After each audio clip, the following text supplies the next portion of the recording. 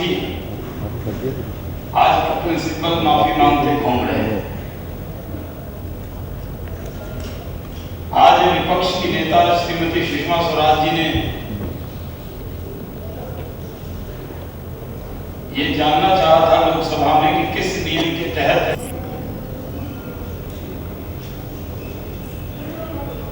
कल सदन के नेता ने माफी मांगी थी, आज कपिल सिब्बल माफी मांगते घूम रहे हैं। आज विपक्ष की नेता श्रीमती सुषमा स्वराज जी ने ये जानना चाहा था लोकसभा में कि किस नियम के तहत पी चिदम्बरम साहब ने अपने बेटे का पत्र किस नियम के तहत सुनाया। यहाँ सांसदों को बोलने का मौका नहीं मिल रहा और पी चिदम्बरम साहब अपने बेटे का पत्र पढ़ रहे। जो सांसद भी नहीं है, बिना संसद बने उसकी आवाज संसद में पहुंचा रहे। संसद में कभी इस तरह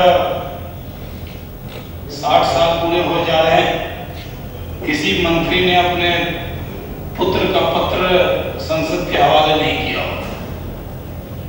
ये 60 साल में पहले मंत्री हैं जो पुत्र का पत्र और जिसमें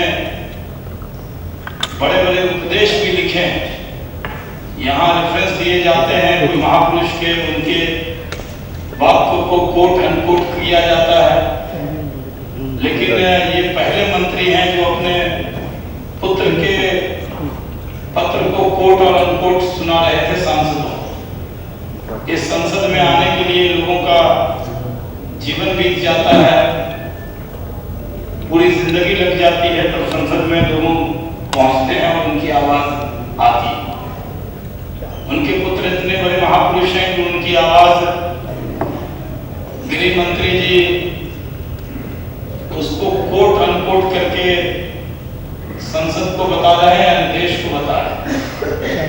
कल भी हम लोगों को ये नहीं लगा था कि वो उन्होंने संसद के पटल पे जो पत्र भी रखा था, हम लोगों को कल जब मैं प्रेस करने आया तो हमें लगा कि उनका बयान, लेकिन ये भी संसद के इतिहास में, मैं भी करीब 13 साल से लोकसभा में हूँ, मैंने भी कभी नहीं देखा कि किसी सांसद ने अपने पुत्र का पत्र टेबल कर दिया। तो ये विषय विपक्ष की नेता श्रीमती सुषमा स्वराज जी ने उठाया और हम जानना चाहते थे कि जिस पत्र को उन्होंने रखा उस पर सफाई भी थी और उपदेश भी था, उसमें सवाल उठाने वालों पर इल्जाम भी थे। तो अगर ये चिदम्बरम साहब को पूरा अधिकार है तो अपने नाम से कोई सफाई देते तो वो नियम के तहत चेयर को बताते, चेयर से इजाजत मिलती और फिर सांसदों को उनसे सवाल पूछने का अधिकार होता। लेकिन जो व्यक्ति संसद में है ही नहीं, उसके पत्र पर संसद उसको कैसे आर्काइव्स में रखेगा, कहाँ रखेगा, उनके कोट अनकोट को कैसे संसद में के संग्रहालय में रखा जाएगा, ये बड़ा चर्चा का विषय संसद के अंदर था। हम चाहते थे कि इस पर सफाई हो, लेकिन आज जब कांग्रेस फंसती है तो कोई न कोई उसकी मदद के लिए जरूर आता।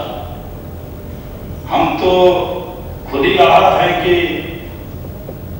बाबा साहब अम्बेडकर जी की का कार्टून बनाया गया और एनसीईआरटी की किताब में वो है। महापुरुषों का अपमान करना ये कांग्रेस की पुरानी आदत है। कपिल सिब्बल भले नए कांग्रेसी हैं, लेकिन और आज फिर से एनसीईआरटी की किताबों में जिस तरह के कार्टून बने और बाबा साहब अम्बेडकर जी का जिस तरह से अपमान किया गया है, इसकी भारतीय जनता पार्टी घोर निंदा करती है। संविधान सभा के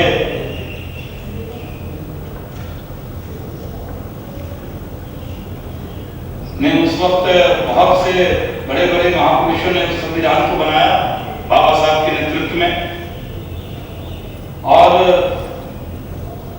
पूरे देश की भावना उनके साथ जुड़ी रहती है। इस तरह एनसीईआरटी की किताबों में ऐसे मंत्री ने घोषणा की है कि उसको वो हटा लेंगे और माफी भी मांगी, लेकिन ये कोई छोटा गुनाह नहीं है, ये गुनाह है अजीम। और कुछ गुनाह ऐसे होती है जिसकी माफी भी नहीं होती। अपने बच्चों को महापुरुषों के बारे में पाठ्यक्रम में देश के संविधान निर्माता के लिए एक श्रद्धा का भाव पैदा करना ये किताब में होना चाहिए। उसकी जगह पिछले 5 साल से किताब में इस तरह की चीजें पढ़ाई जा रही हैं। हम लोग उम्मीद करते हैं कि इस तरह की घटना सरकार फिर से